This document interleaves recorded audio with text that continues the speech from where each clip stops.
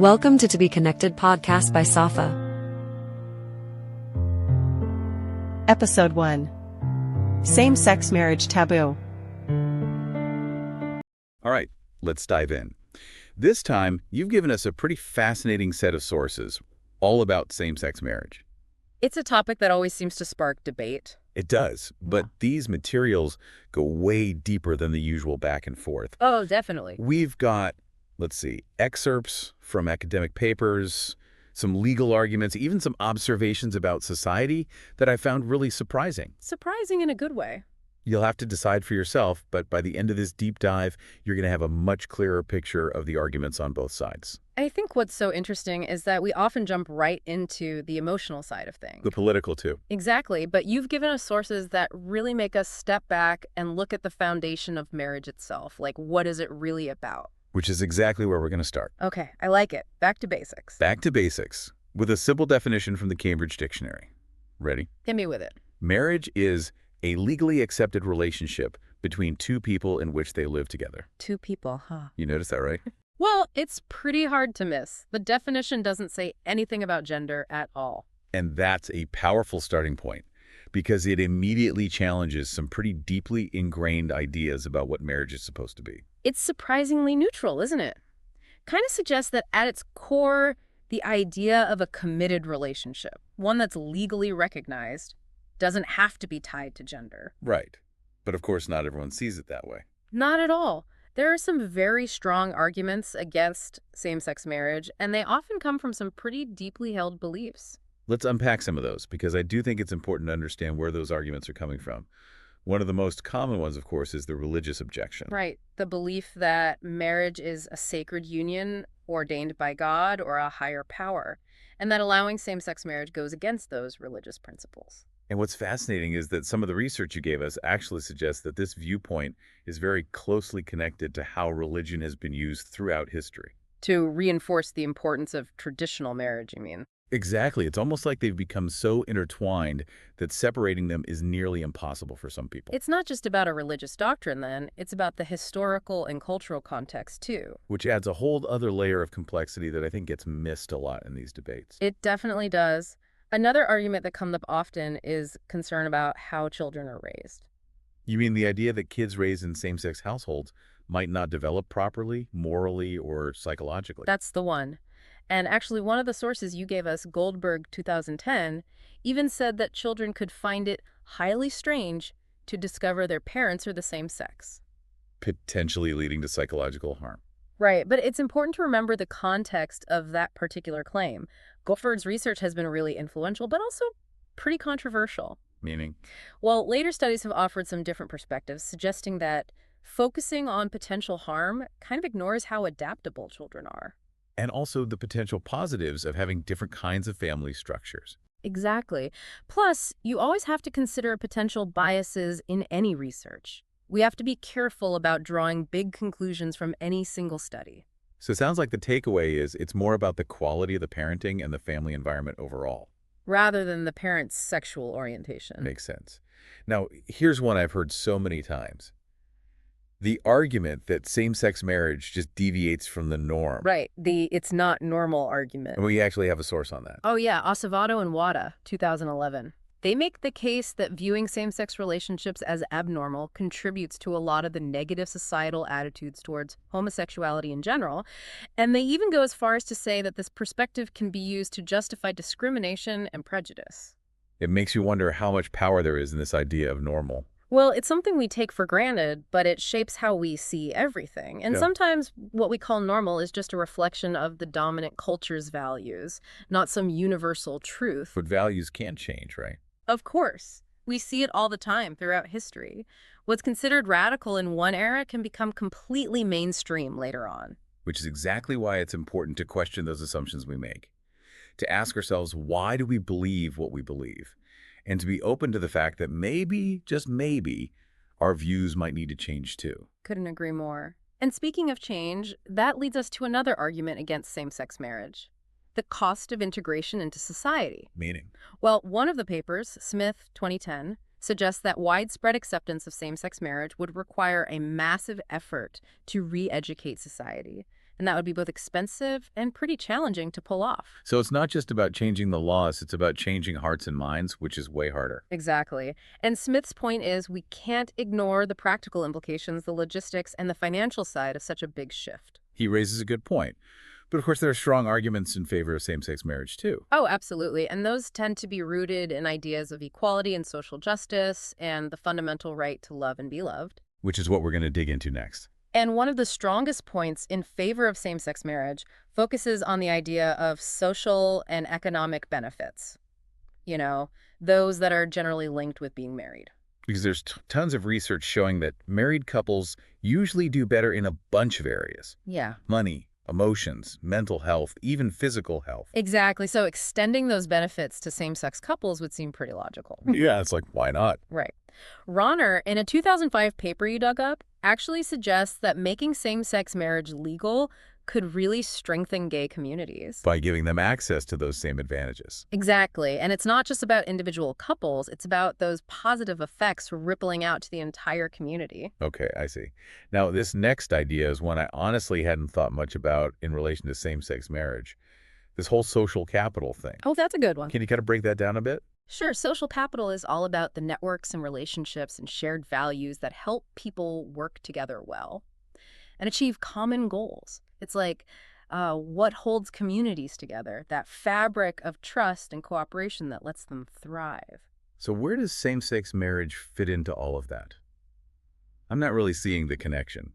Well, people who support same-sex marriage argue that legalizing it can actually make social capital stronger by bridging the gap between different social groups, building understanding and connection where maybe there was division before. Okay, so imagine a community where same-sex couples feel totally integrated, totally accepted. They're more likely to get involved in stuff, right? Local organizations, schools, community events. Makes sense. And that involvement, it makes the social fabric stronger. It brings together people who might never have crossed paths otherwise. So it's not just about legal rights then? Nope, it's about the social and cultural impact of including more people. I like that. And this interconnectedness, it's especially helpful in places where that social capital is already weak, right? Exactly. It's about reinforcing those bonds that hold a society together. This is making a lot of sense now. And then, of course, you have the argument that legalizing same-sex marriage leads to a better quality of life for LGBTQ folks. Right. The idea is that when same-sex marriage is legally recognized, people can live more honestly. Without feeling like they have to hide who they are or make compromises. And that leads to more acceptance in society, a stronger sense of belonging. It's all about removing those roadblocks to happiness and fulfillment. It sounds like something pretty basic, The right to love and be loved without restrictions or judgment. Totally. But as we talked about before, while things are moving in the right direction in a lot of places, there are still parts of the world where same-sex marriage faces a lot of resistance. Because despite all the progress we're seeing with LGBTQ rights globally, there are regions, especially those with really conservative cultural or religious beliefs, where opposition is still incredibly strong. Unfortunately, yeah. So it's a very mixed bag out there. Some countries embracing this change, while others are holding on to those traditional views. It is. So what are the specific hurdles that LGBTQ folks in those more resistant places face? Well, in some countries, being in a same-sex relationship isn't just frowned upon, it's illegal. We're talking fines, jail time, even the death penalty in extreme cases. It's a harsh reminder that the danger and discrimination so many LGBTQ people face around the world is very real. It's pretty awful to think that in this day and age, loving someone can literally put your life in danger. It is. But, even in those areas where there's strong resistance, things aren't always so black and white. Oh, really? Yeah, one of our sources actually highlights this really interesting situation from Iran. Back in the late 20th century, Ayatollah Ruhollah Khomeini, this incredibly powerful religious figure, he issued a fatwa, like a religious decree, that actually supported gender reassignment surgery. That seems kind of unexpected, right? Given how Iran views same-sex relationships. It does. And the logic behind it is pretty fascinating. Basically, the fatwa saw this surgery as a way for individuals to conform to heterosexual norms within Islamic law. It wasn't about embracing transgender identities then. Nope. More about reinforcing traditional gender roles and making sure everyone fit into this heterosexual framework. So not exactly progressive then. No, but it shows just how differently various cultures approach gender and sexuality. It's complicated, for sure. It really highlights that there's no single answer for these issues, and the discussion is far from over. That's for sure. One thing I find interesting is how the whole same-sex marriage debate overlaps with other movements and cultural trends going on. Like what? Give me an example. Well, the push for same-sex marriage is like totally connected to the whole LGBTQ rights movement. It's about visibility, representation, getting rid of laws and practices that are discriminatory, but it goes further than that. Further how? It ties into all these conversations we're having about gender roles, family structures, what it even means to be a family. Right, it challenges those really traditional and often narrow definitions of family. Exactly, which can be unsettling for some people, particularly those who really cling to traditional values and see this change as a threat to the social order. But for others, It's a positive step towards a more inclusive, diverse society, one that recognizes all the different ways loving, supportive families can be created. it's about saying that love and commitment can exist in lots of forms, and that those different families deserve to be recognized and protected equally under the law. Absolutely. It's about making sure all families have the same rights and opportunities no matter who makes up that family. Okay, so we've covered a ton of ground. We looked at arguments for and against same-sex marriage, the global perspective, the broader impacts on society and culture. Where do we go from here? That's the big question, isn't it? What are the questions and challenges that are still hanging out there? The ones we need to face as individuals and as a society. It really does feel like we've been on this huge journey together, doesn't it? We started with a simple definition of marriage, and somehow we ended up talking about these massive societal shifts, these cultural changes that are happening all over the world. It's been really cool to sort of unpack all these different viewpoints. It has. And I think it reveals a lot about, how societies deal with change, especially when you're talking about beliefs and traditions that are really ingrained. One thing that really struck me as we were going through all these sources is just how much of this whole same-sex marriage debate boils down to love. It might sound cliche, but It does, a little. it's so true. Because at the heart of it, it's about being able to love who you want to love. And to have society actually recognize and celebrate that love. Right, and for way too long, LGBTQ folks haven't had that. They haven't. It's about being seen, accepted for who you are, having that right to build a life with the person you love. And gender shouldn't matter. It shouldn't. And it goes beyond just individual happiness, too, It's about creating a society where everyone has a chance to experience love and feel like they belong. It does feel like things are starting to shift, though, doesn't it? Yeah. Slowly. But we are seeing this understanding grow that love just doesn't have boundaries. It's a good sign. Yeah, more countries legalizing same-sex marriage, social attitudes changing, even in places where there's been a ton of resistance. It's encouraging, but we have to remember this conversation isn't over. It's not a done deal. Not at all. Societies are constantly changing. Evolving. Right, evolving, and how we think about marriage, family, relationships, it's going to keep changing too.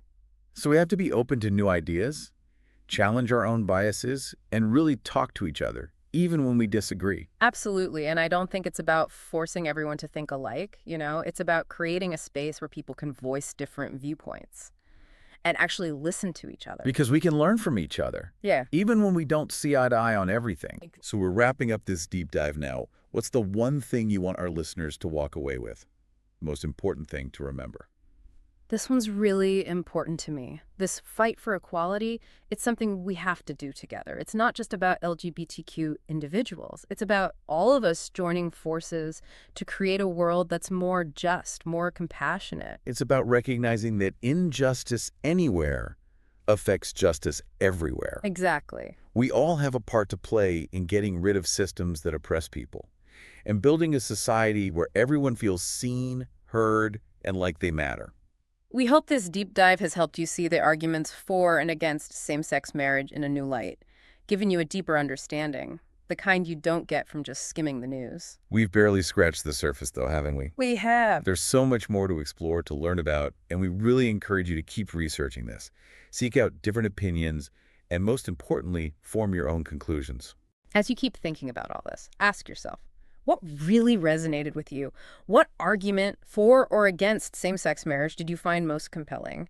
And how does all this connect to the bigger changes that are happening in the world right now? How are we redefining family, community? Those are some great questions to ponder. Keep those in mind as you explore this more. And thanks for joining us on this deep dive.